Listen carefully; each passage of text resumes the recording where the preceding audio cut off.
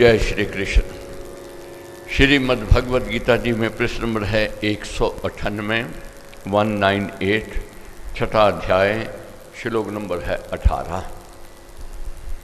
198 प्रश्न नंबर, छठा अध्याय, श्लोक नंबर है 18। तो कल हमने अध्ययन किया था कैसे प्रभु अर्जुन के माध्यम से हमें उपदेश दे रहे हैं, कैसे ध्यान में बैठना है, कैसे चित्त और मन को लगाना है और कैसे समता योग ये सिद्ध हो सकता है, इसका ज्ञान प्राप्त किया। निराहार रहने से ये योग सिद्ध नहीं होता है, उल्टा क्या होता है, शरीर की ताकत खत्म हो जाती है। ना अधिक खाने से, ना निरंतर रहने से, ना जागते रहने से, ना सोए रहने से ये योग सिद्ध हो सकता है। ये कैसे सिद्ध होगा? समता में रहने से सिद्ध होता है, संयम में रहने में सिद्ध होता है, मर्यादा में रहने में ये सिद्ध होता है। तो कल बहुत भाई बहनों के प्रश्न थे। बहुत अच्छी बात है कि जिज्ञासा है, सोच है मोक्ष की ओर बढ़ने की। बहुत अच्छे प्रश्न। तो कल ऐसे प्रश्न हुए कि जो ये योग कहा है, चित्त लगाने का, मन लगाने का, ध्यान में बैठने का, लाख यत्न करते हैं, चित्त टिकता नहीं, मन लगता नहीं। अगर योग सिद्ध नहीं हुआ तो फिर तो मोक्ष नहीं मिल सकता है। मगर ये ठीक है, सोच आई है, जिज्ञासा आई है जानने की, मगर अध्ययन करते समय पूरा ध्यान लगाना है क्या प्रभु कहते हैं। केवल एक विधि नहीं है मोक्ष की ओर, अनेकों विधियां बताएं प्रभु क्या कहते हैं। क्योंकि आज प्रश्न था कि आज के युग में किसके पास समय है इतने दिन ध्यान में बैठे, चित्त को लगा के, मरने की फुर्सत नहीं है। बहुत मेहनत करते हैं तब काम धंधा व्यवसाय घर गृहस्थ चलता है। तो प्रभु ने कहा है कि जिसके पास समय नहीं है, गृहिणियां हैं, व्यवसाय करने वाले हैं, श्रमी हैं, वैश्य हैं, वह अपने कर्म करते हुए भी मेरी पूजा कर रहे हैं और वह कर्म योगी मोक्ष के अधिकारी बन जाते हैं। इतिहास गवाह है, बहुत ऐसे व्यक्तियों ने अपने कर्तव्य कर्म करते हुए सिद्धि को प्राप्त किया और मोक्ष की प्राप्ति की। नहीं समय है परमेश्वर की आराधना का, व्यक्ति छल छोड़ दे, कपट छोड़ दे और अपनी कमाई में संतुष्ट रहे, सुख दुख में सम रहे। ऐसा व्यक्ति भी अपने लक्ष्य तक पहुंच जाता है। मगर कोई कहे कि आज मैंने पढ़ा और आज ही जो लिखा है उस पर पूरा हो जाऊं, हो सकता है कोई ऐसे पूर्व जन्म की कमाई हो तो भाग्योदय हो जाए। मगर प्रभु बार बार ये कहते हैं अभ्यास करते रहने से, यत्न करते रहने से, प्रयत्न करते रहने से ये योग सिद्ध हो जाता है। अभ्यास नहीं छोड़ना है। ये जो यज्ञ में आज हम सम्मिलित हुए हैं, ये अभ्यास योग है। देखोगे, खुद अनुभव करोगे, अपने आप में उत्तर मिलेगा। पीछे से आज अच्छे हैं, बार बार अध्ययन करेंगे और आज से कल और अच्छे हो जाएंगे। यही अभ्यास, यही अध्ययन छोड़ दें तो पिछड़ जाएंगे। ये समझना है, जानना है। अच्छा बनने के लिए बहुत यत्न प्रयत्न करना पड़ता है। बुराई तो बिन बुलाए आ जाती है। बुराई के लिए स्कूल जाने की जरूरत नहीं है, कॉलेज जाने की जरूरत नहीं है, कोई टीचर रखने की जरूरत नहीं है। बुराई अपने आप आ जाती है, गाली गलौज अपने आप बच्चा सीख जाता है। मगर अच्छा बनने के लिए यत्न भी करना पड़ेगा, प्रयत्न भी करना पड़ेगा। टीचर भी चाहिए, स्कूल भी चाहिए, कॉलेज भी चाहिए और गुरु भी चाहिए। अच्छाई की ओर बढ़ने के लिए बहुत यत्न प्रयत्न करना पड़ता है। तो इसलिए अभ्यास की ओर बढ़ते जाना है और विश्वास रखना है एक न एक दिन कामयाबी मिलेगी। अब श्लोक नंबर है 18, छठा अध्याय है। प्रभु कहते हैं, अभ्यास करते हुए जब भली भांति वशीभूत चित्त अपने सद्गुरु में ठहर जाता है और सब कामनाओं से तृष्णा रहित हो जाता है, तब वह जन योग युक्त ऐसा कहा जाता है। अभ्यास करते करते है व्यक्ति मंजिल की ओर बढ़ता है। कुछ भी देखो, कोई भी क्रिया में देखो, गृहस्थ के कार्य में, व्यापार में, व्यवहार में, पहले पहले वह बात कठिन लगती है, मुश्किल लगती है, मगर धीरे धीरे जब अभ्यास हो जाता है वही सरल लगने लग जाती है। जहाँ तक साधारण सी बात है, गाड़ी चलाना जब सीख रहा है व्यक्ति, क्या कहता है, कैसे गाड़ी चलाऊं, मैं एक हूं, मगर काम आपने अनेक बता दिए। एक्सीलेटर की ओर ध्यान दो, क्लच की ओर ध्यान दो, ब्रेक की ओर ध्यान दो, आगे भी देखो, पीछे भी देखो, दाएं भी देखो, बाएं भी देखो, पेट्रोल की टंकी की ओर भी देखना है, टायरों की हवा की ओर भी देखना है। तरह तरह की बात सिखाने वाला कह देता है। उस समय व्यक्ति कहता है मैं कैसे करूँगा, मगर धीरे धीरे अभ्यास करते हुए। कौन अभ्यास करते हुए? जो जिज्ञासा रखता है कि मैंने सीखना है।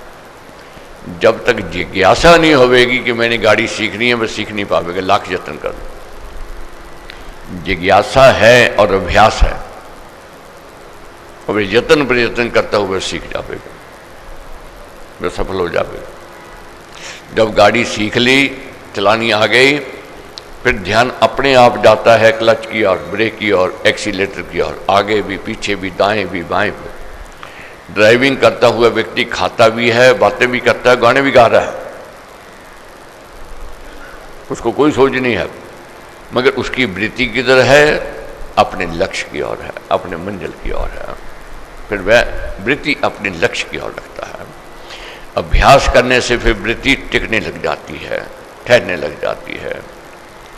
प्रभु कहते हैं, उसकी अवस्था की उपमा देते हुए महाराज ने कहा, अपने आत्मा का परमात्मा के साथ मिलाप करने का यत्न करने वाले स्थिर योगी की स्थिर अवस्था की वह उपमा कही गई है, जैसे बाजू रहित स्थान में रखा हुआ दीपक नहीं हिलता है। जैसे बाजू रहित स्थान में रखे हुए दीपक की ज्योति अकंप होती है, ऐसे ही उस योगी की मनोवृत्ति अचल हुआ करती है। गाड़ी सीखने के वक्त बहुत मुश्किल, कठिनाई, और मन कभी पीछे कभी आगे, टिकेगा नहीं, चित्त टिकेगा नहीं, लक्ष्य की ओर नहीं जाएगा। तो सोचता रहता है मैं ब्रेक लगाऊंगा, अब एक्सीलेटर चलाऊंगा या कुछ करूंगा, जब स्टीयरिंग पर ध्यान है, मगर जब अभ्यास हो जाता है अपने आप गाड़ी चलती है और व्यक्ति अपने लक्ष्य की ओर अपना ध्यान रखता है। साधारण सी बात है, हारमोनियम जब सीखते हैं तो बहुत कठिन लगता है, कंप्यूटर सीखते हैं बहुत कठिन लगता है, और यहाँ तक देखो मोबाइल है कठिन लगेगा, मगर फिर उंगलियां अपने आप चलनी आरंभ हो जाती हैं। ये अभ्यास से हो जाता है। प्रभु कहते हैं, जो अभ्यास से कार्य करता है और लक्ष्य की ओर बढ़ना चाहता है, जिज्ञासु, उसकी स्थिति क्या है? जैसे बाजू रहित स्थान पर दीपक है, उसकी लो देखोगे अटूट होगी, टिमटमाएगी नहीं, मगर जहाँ बाजू होती है वह दीपक टिमाता रहेगा। जो व्यक्ति कामनाओं के पीछे रहेगा वह अस्थिर चित्त वाला होगा। जो अभ्यासी है उसकी स्थिति क्या हो जाती है? जैसे बाजू रहित स्थान पर रखा हुआ दीपक अडोल है, ऐसे उस अभ्यासी की हो जाती है। मेरे लिए भी थोड़ा मुश्किल है कि व्याख्या करना, ये भी समझना क्यों मुश्किल है? समय का अभाव है। बहुत कल भाई बहन मिले, कहने लगे कि वो मज़ा आनंद नहीं आता है। ठीक है, नहीं आता है, मैं समझता हूँ। कारण है, जब तक इसको गहराई में नहीं जानेंगे, इसकी मन ही मन व्याख्या नहीं करेंगे, ये अंदर जाती नहीं है, मुश्किल हो जाती है। मगर समय का भी ध्यान रखना है, हमने लक्ष्य तक पहुंचना है, स्थान को यज्ञ की पूर्ण होती है। हमारे पास केवल 5 दिन रह गए हैं, अभी पाठ अभी काफ़ी रहता है। अब आगे तेजी से थोड़ा समझना है।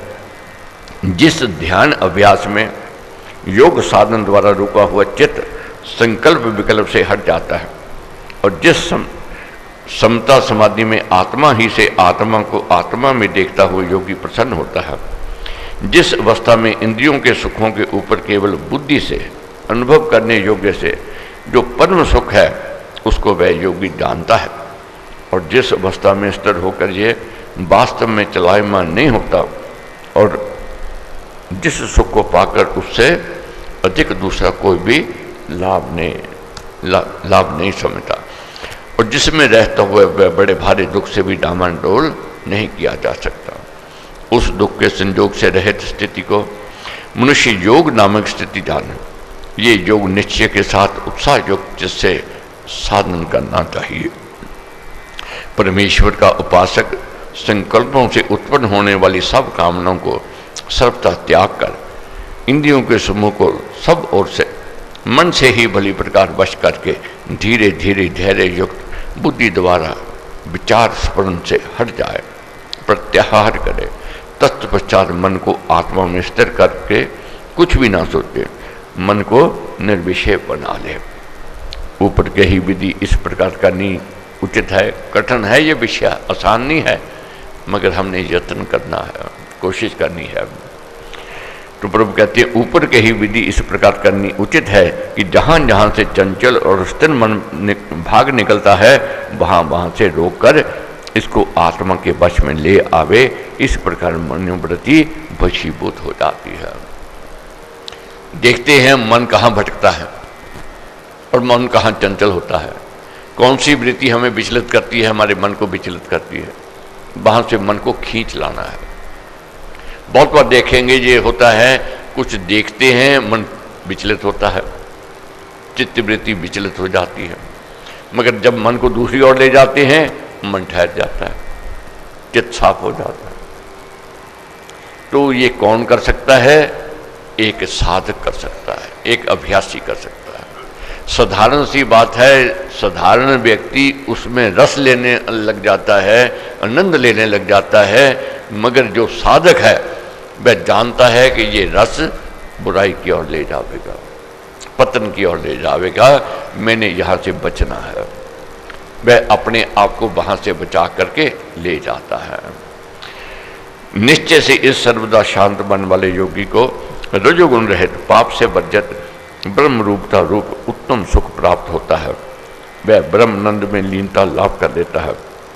पाप रहित योगी अपने आत्मा को सदा इस प्रकार परमात्मा में जोड़ता हुआ सहज से ब्रह्म के स्पर्श मिलाप रूप परम सुख को अनुभव करता है।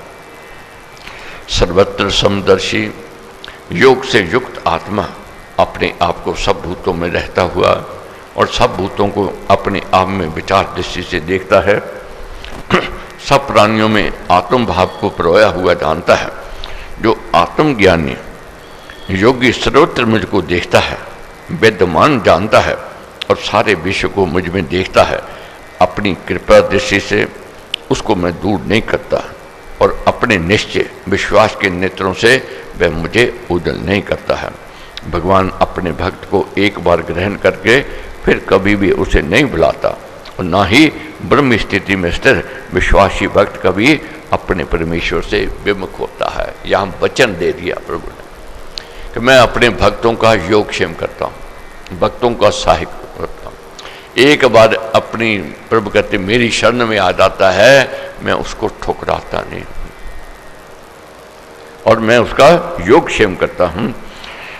जो एकता में रहता हुआ अचल श्रद्धा से शरीर जोगे सब भूतों में रहने वाले मुझको भाईता है, मेरा आश्रय ग्रहण करता है, चाहे जिस अवस्था में रहता हुआ भी वह योगी मुझ में ही बरतता है। अपने सभी कर्तव्य कर्म करता हुआ मुझ में ही विचरता है। हे अर्जुन, जो भगवत वक्त सर्वत्र सब प्राणियों में सुख को अथवा दुख को अपने आत्मा में सुख दुख में सम समझता है, जो अपने समान दूसरों के दुख नाश का और सुख सिद्धि का प्रयत्न करता है, वह परम योगी माना गया है। अब अर्जुन ने प्रश्न कर दिया, मन तो लगता नहीं प्रभु, मन को लगाना बहुत कठिन है। बैठे हैं यहाँ ध्यान घर में है, व्यापार में है या व्यवहार में है, भागेगा, मगर मन को फिर लेकर के आना है जा कैसे। अर्जुन ने कहा कि हे मधुसूदन, जो ये समता रूपी योग आपने कहा है, मन की चंचलता के कारण मैं उसकी स्थिर अवस्था को नहीं देखता हूँ, नहीं अनुभव करता हूँ। हे कृष्ण, निश्चय से मन चंचल है, मनुष्य को मथन कर देने वाला है, बलवान है और कठिनता से झुकाया जा सकता है। वायु को वश करना जैसे कठिन है, ऐसे ही इस मन का वश करना मैं दुष्कर मानता हूँ। क्या कहते हैं कि जैसे वायु को वश करना कठिन है, इसी प्रकार प्रभु से अर्जुन कहते हैं मन को वश करना मैं कठिन समझता हूँ। ये हमारा प्रश्न है, उत्तर प्रभु क्या दे रहे हैं ये समझना है। हमारे प्रश्न का उत्तर हमें मिल रहा है। महाराज ने उत्तर में कहा, हे महाबाहु, निस्संदेह मन चंचल है और बड़ी कठिनता से वश किया जा सकता है, परंतु हे कुंती के पुत्र, अभ्यास से, वैराग से ये मन वश में लाया जा सकता है। अभ्यास और वैराग दोनों को लगाना है, बार बार यत्न भी करना है और वैराग की ओर भी बढ़ना है। वैराग कैसे आवेगा? समता रूपी योग से आवेगा। कैसे समझना है? अपनी कमाई में संतुष्ट रहना, सुख दुख में सम रहना और ये जानना कि परमेश्वर की प्राप्ति ही मेरा लक्ष्य है, मेरा वही है। मात पिता बांधव सुधारा, धन जन साजन सका प्यारा, अंत काल दे सके ना सहारा, राम नाम तेरा तारनहारा। माता पिता, भाई बहन, बंधु रिश्तेदार, पति पत्नी, पुत्र पोत्र, जमीन जायदाद, कोठी बंगले, ये अंत मेरे साथ नहीं जाने वाले हैं। जब ये भाव आवेगा तो विराग जागृत होगा कि मेरे साथ क्या जावेगा?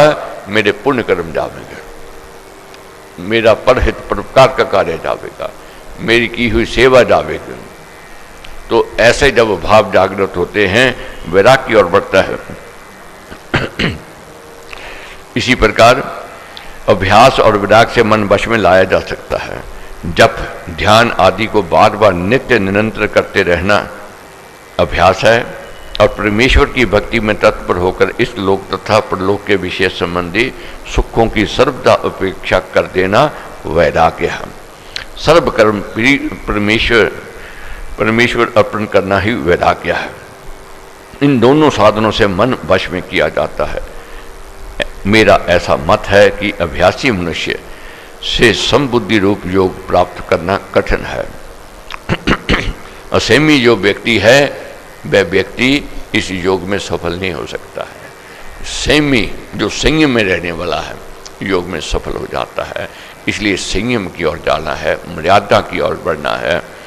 परंतु जिसका आत्मा वश में है और जो अभ्यासवान है, यत्नशील है, वह उपाय से योग प्राप्त कर सकता है। अभ्यासी है और वैरागी है, यत्न कर रहा है, कोशिश कर रहा है, वह अपने लक्ष्य तक पहुंच जाता है। अर्जुन फिर प्रश्न करते हैं।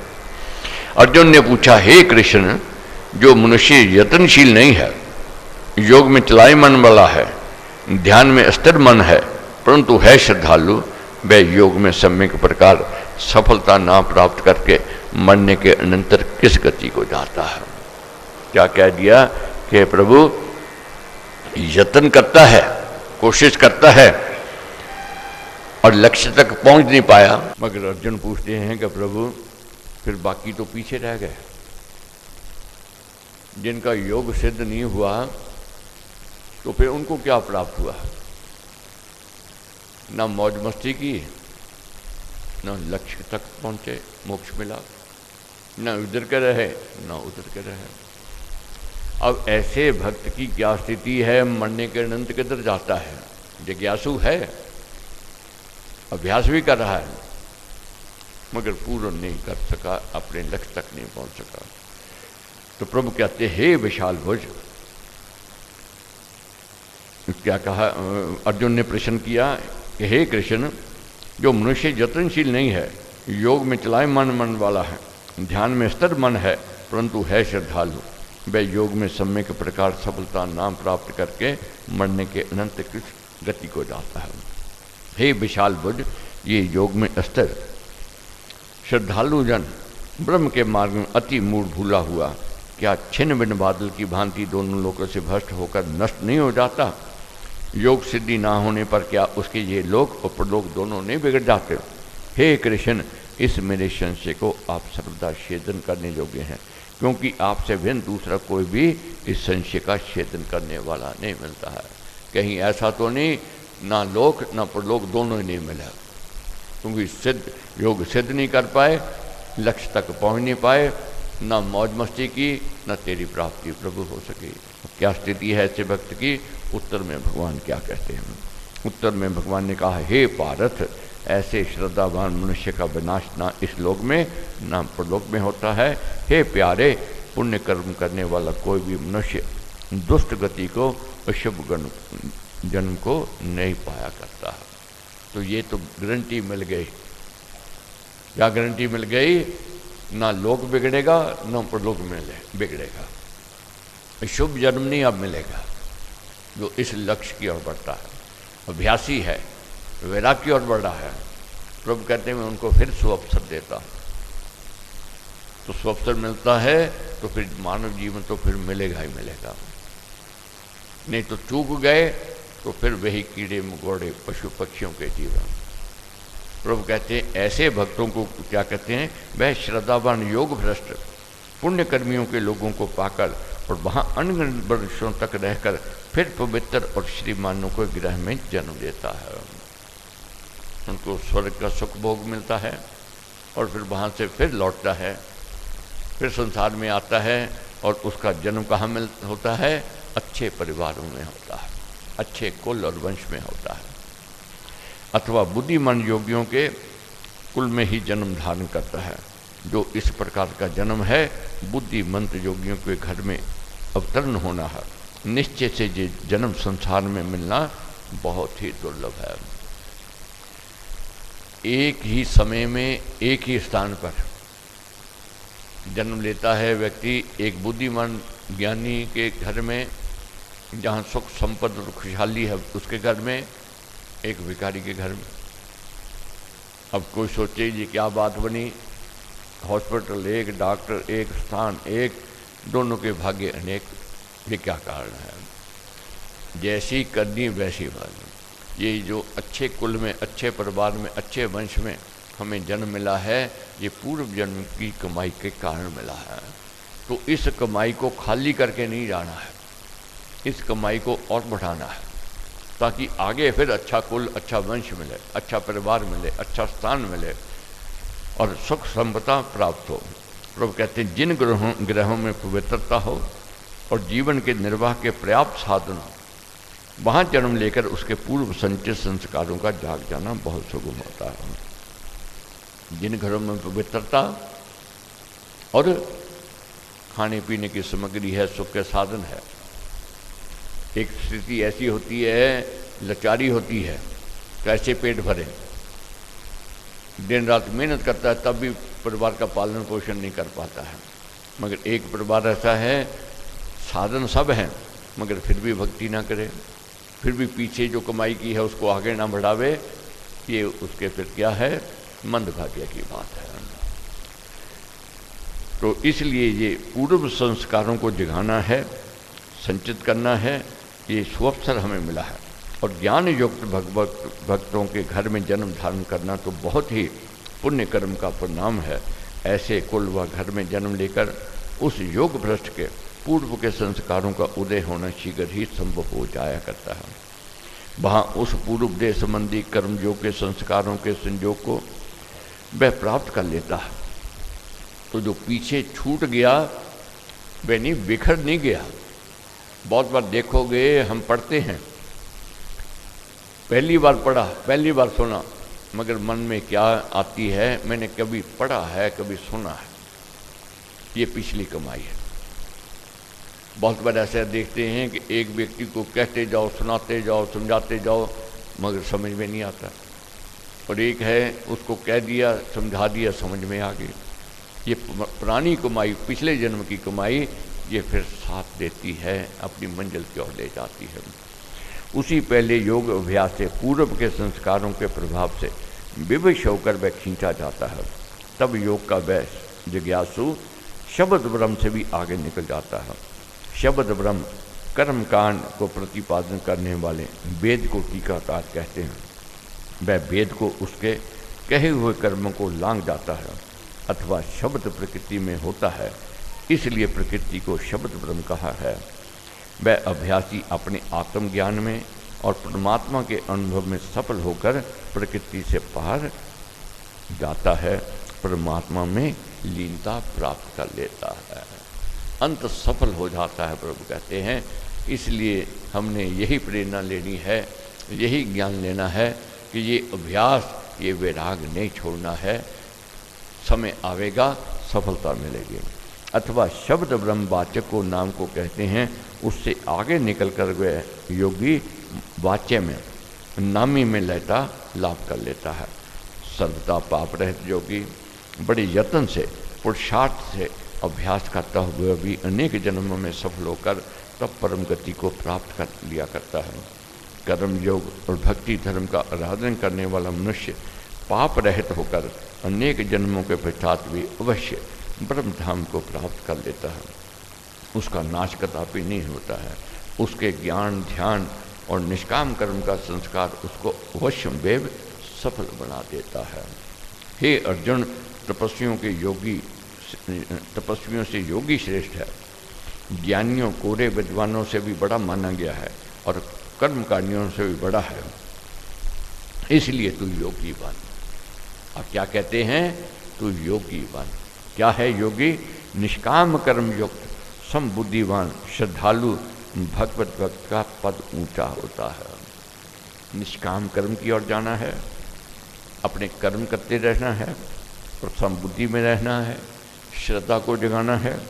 इस कारण तू भी ऐसा योगी बन जा, कर्तव्य कर्म करता रहे। कर्म करते हुए भी वही प्राप्ति हो जाती है जो लक्ष्य हमारा है, चाहना है, मोक्ष, मुक्ति। सब योगियों में भी जो श्रद्धावान योगी मुझ में लीन हुआ है, अंतर आत्मा से मुझको भाजता है, मेरा ध्यान करता है, वह मुझ में अत्यंत मिला हुआ माना गया है। अनन्य भक्त तो भगवान में ही लीन समझा जाता है। ओम तत्सत। इस प्रकार श्रीमद् भगवत गीता रूप उपनिषद ब्रह्म विद्यांतर्गत योग शास्त्र में श्री कृष्ण अंतर संवाद का ध्यान योग नामक 6वां अध्याय समाप्त हुआ। 7वां अध्याय, प्रश्न नंबर 212। श्री भगवान ने कहा, हे पार्थ, मुझ में मन को लगाए हुए, मेरे आश्रम में रहते हुए, योग का अभ्यास करता हुआ तू संयम रहित मेरे संपूर्ण स्वरूप को जैसे जान जाएगा, वह तू मुझसे सुन। अनुभव युक्त अथवा तत्व ज्ञान सहित ये संपूर्ण ज्ञान मैं तुझे कहूँगा, जिस ज्ञान को जानकर फिर इस लोक में अधिक कुछ जानने योग्य शेष नहीं रहता। शस्त्र मनुष्य में कोई बिरला ही मनुष्य इस ज्ञान की सिद्धि के लिए यत्न करता है। हजारों लाखों में से चंद लोग होते हैं, ये सबके बस का विषय नहीं है। बाकी यज्ञों में या बातें हो में, कथा कहानियाँ हो में, वहाँ तो मन लग जाता है, मगर इसमें मन लगाने वाले बिरले होते हैं, चंद होते हैं, वे बहुत बड़भागी होते हैं। प्रभु कहते हैं तो ऐसे व्यक्ति बहुत चंद होते हैं, हजारों में से कुछ बिरला ही मनुष्य इस ज्ञान की सिद्धि के लिए यत्न करता है। यत्न करने वाले सिद्धों में से कोई ही मुझको वास्तव में जाना करता है। पृथ्वी, जल, अग्नि, वायु, आकाश, मन, बुद्धि और ऐसे ही अहंकार, इस प्रकार 8 प्रकार की मेरी प्रकृति है, जगत रचने की सामग्री है। 8 प्रकार की सामग्री है जिससे ये जगत रचा गया है। प्रकृति जगत की जड़ पदार्थों की सृष्टि का कारण तो 5 महाभूत है, उनके विकास से ही यह जगत फैला है। और प्राणी में, सृष्टि में मन, बुद्धि और अहंकार से विकास हुआ है। ये 8 प्रकार की जो है, प्रभु कहते हैं मेरी शक्ति जो है संसार रचने की, और उसके साथ मन, बुद्धि और अहंकार। जहाँ मन, बुद्धि और अहम भाव से तात्पर्य सुख दुख को मानना, अनुकूल प्रवृत्ति का ज्ञान और अपने आप को पृथकबद्ध और देह रूप समझना है। इस 8 प्रकार की सामग्री से ही जड़ और जंगम जगत की सृष्टि हुई है। ये 8 प्रकार की मेरी प्रकृति अपरा है, साधारण है। इससे भी अन्य परम जीव रूप मेरी प्रकृति को हे वीर तू जान ले, जिससे ये जगत चलाया जा रहा है। जीव भी ईश्वर के आश्रित है। इन्हीं के कर्मानुसार सृष्टि के अनेक भाव रचे गए हैं। तू ऐसी धारणा कर कि सब भूतों की उत्पत्ति का ये दोनों प्रकृतियां कारण हैं, दोनों से चराचर की उत्पत्ति हुई है। ऐसे ही संपूर्ण विषय के उत्पन्न होने और प्रलय होने का कारण मैं हूँ। मेरी इच्छा प्रकृति में प्रवेश करके नाना विकासों का कारण हो जाती है। हे धनों को जीतने वाले, मुझसे उच्चतर अन्य कुछ भी नहीं है। मैं सबसे महान हूँ। जैसे सूत्र में माया के मन के प्रोए हुए होते हैं, ऐसे ही ये संपूर्ण विश्व मुझ में प्रोया हुआ है। मेरा ही नियम विश्व में काम कर रहा है। जैसे सूत्र में धागे में मन के प्रोए जाते हैं, माला बन जाती है। प्रभु कहते इसी प्रकार ये विश्व मेरे में प्रोया है, मेरे में है। मेरा नियम विश्व में किस प्रकार ओतप्रोत है, ये प्रकट करते हुए भगवान ने कहा, हे कुंती पुत्र, मैं जलों में रस हूँ। प्रभु अपनी विभूतियाँ बता रहे हैं, शक्तियाँ बता रहे हैं। जलों में रस हूँ, चांद और सूर्य में प्रभा ज्योति हूँ, सब वेदों में प्रकट स्तुति हूँ, आकाश में शब्द हूँ और पुरुषों में मैं पुरुषार्थ हूँ। पृथ्वी में पृथ्वी सुगंध मैं हूँ और अग्नि में मैं तेज हूँ। सब प्राणियों में जीवन मैं हूँ और तपस्वियों में मैं तप हूँ। हे पार्थ, सब जीवों का सनातन बीज कारण तू मुझे समझ। मैं बुद्धिमानों में बुद्धि प्रतिभा हूँ और तेजस्वियों में मैं तेज हूँ, प्रताप हूँ। बलवानों में काम और राग रहित स्वार्थ और पक्षपात रहित बल मैं हूँ। हे श्रेष्ठ, सब प्राणियों में धर्म अनुसार कामना अमिष्ट पदार्थ की चाह मैं हूँ। उक्त सब वस्तुओं में जो गुण है, जो मर्यादा है, जो स्थिरता है, जो परस्पर संयोग वियोग है और जो विकास है, उसका मेरा नियम किया हुआ नियम काम करता है। सारे विकास वृक्ष का बीज मेरी ही इच्छा है। और ऐसे ही जो बीज सात्विक, राजसी और तामसी भाव है, भूतों में इन तीनों गुणों के परिणाम और विकास है, उनको मुझ में ही हुए तू जान। परंतु मैं उनमें नहीं हूँ, किंतु मुझ में वह है। भगवान तीनों गुणों के विकारों से घिरा हुआ नहीं है, किंतु 3 गुण में सृष्टि उससे व्याप्त हो रही है और इन 3 गुण में भावों से मोहित है। ये सारा जगत इन तीनों गुणों से ऊपर अविनाशी मुझको जानता है। ये 3 गुण में मेरी दिव्य माया सृष्टि निश्चय कठिनता से तरी जाती है। जो जन मुझको ही प्राप्त होते हैं, मेरा आश्रय ग्रहण कर लेते हैं, इस माया को तर जाते हैं। भगवान के अनन्य भक्ति से ही मनुष्य संसार सागर से निस्तार प्राप्त करता है। पाप कर्म करने वाले, अज्ञानी और अधम मनुष्य मुझको नहीं प्राप्त होते, मेरा आश्रय नहीं लेते। उनका ज्ञान माया से हरा गया है, वे आसुरी वृत्ति को आश्रित किए हुए हैं। जो माया में घट जाता है वह परमेश्वर से दूर हो जाता है। जो माया से बच निकलता है, कैसे ज्ञान से, वह परमेश्वर की शरण में जाता है, परमेश्वर की प्राप्ति करता है। तो अब प्रभु कहते हैं, जब अर्जुन ने पूछा कौन कौन आपकी कृपा के पात्र बनते हैं, कौन अधिकारी हैं, बहुत प्रश्न करते हैं, कि बार बार पढ़ते हैं कि निष्काम भाव से कर्म करना चाहिए, कामना नहीं रखनी चाहिए। इस कामना परमेश्वर से दूर ले जाती है। अब परमेश्वर से प्रश्न कर लिया अर्जुन, कौन कौन अधिकारी हैं आपकी कृपा के पात्र बनते हैं। प्रभु कहते हैं ये 4 प्रकार के मेरे भक्त हैं, इसका अध्ययन हम कल करेंगे।